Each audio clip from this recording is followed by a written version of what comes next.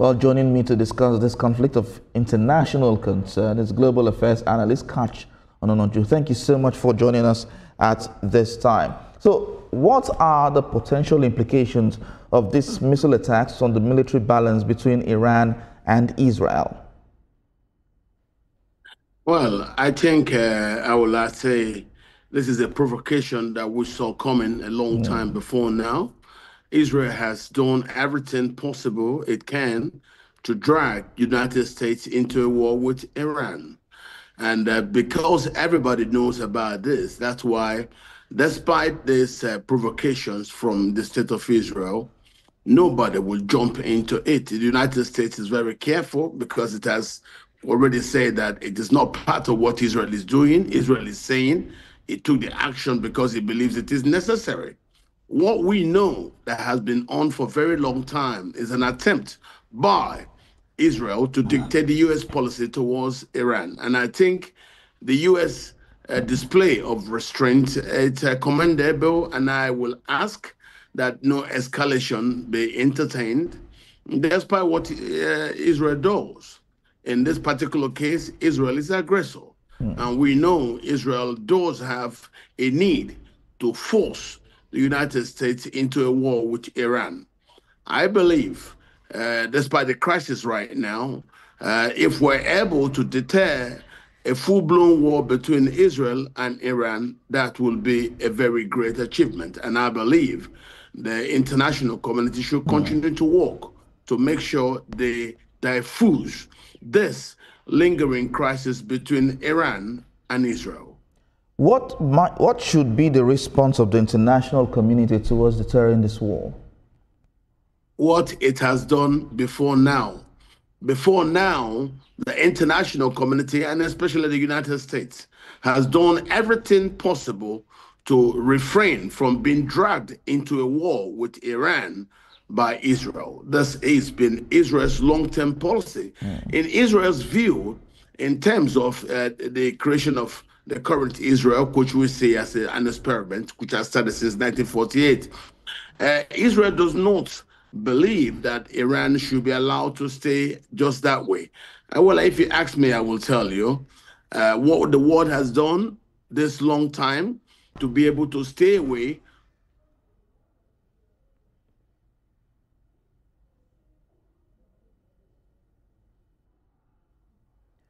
Hello, Catch, can you hear me?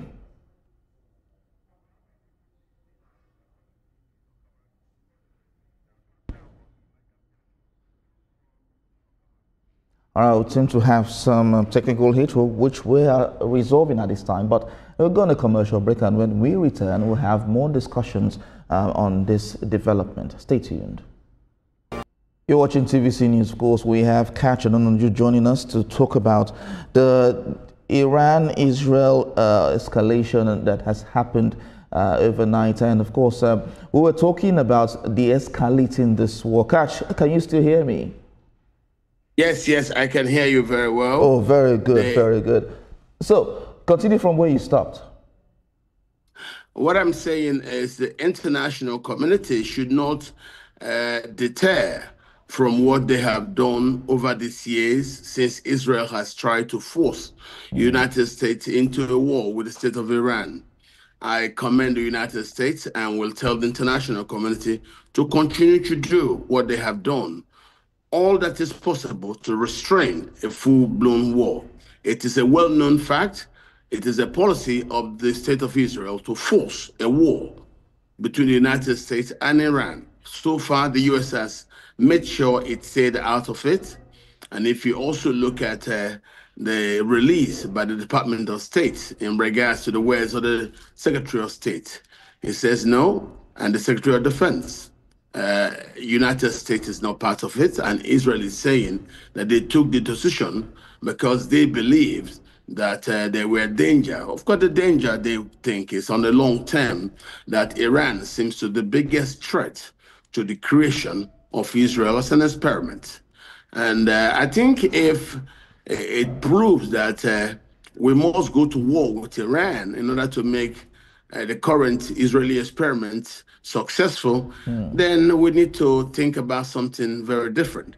because Israel has been trying every time and time and time without number to force a crisis with Iran. And I think we should make sure it does not occur. We should dissuade that, discourage Israel from that, and try to talk them out of finding another way to make the creation of Israel as an experiment successful without going to war with the state of Iran. All right, so I want to make like two questions in one as regards to all that you have said. Looking at all of this, how does these missile attacks reflect the broader tensions between Israel and Iran, and what might be the worst case scenarios? Well, from what you've heard, what Israel said, that they took targets at Iran nuclear facilities. They also went after Iran scientists. So they are actually confessing to state-sponsored murder of citizens of another country, that they were able to clandestinely smuggle in drones into Iran from where these drones were now operated at the heat of this attack.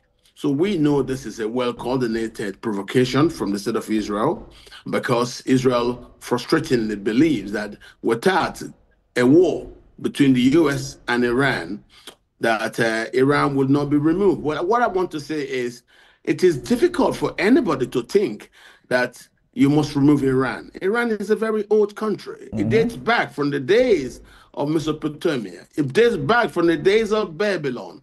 It's a very, very difficult country to capture. You need to look at its geography and the way that it has survived through the ages, from the Middle Ages till now. So I think it is a very, very wrong proposition that Israel is telling us, that for Israel as an experiment to be successful, that we must go to war against Iran. I think this is wrong.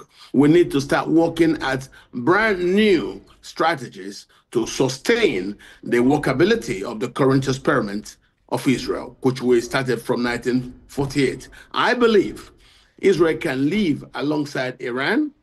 Israel's thought that a war with Iran is inevitable and must be provoked, for it to not have the United States come in and then fight Iran as a strategy for making the current Israeli experiment successful. I think that is a very, very tall order for the international community. I think we should not accept that. We should not walk alongside that line, and we must find an alternative to reassure Israel that the current experiment could work without going to war with Iran. Global Affairs Analyst Catch Ononodru, thank you so much for giving us your insights into all of this. I have more questions, but we have time constraints here. Thank you so much. Thank you for having me.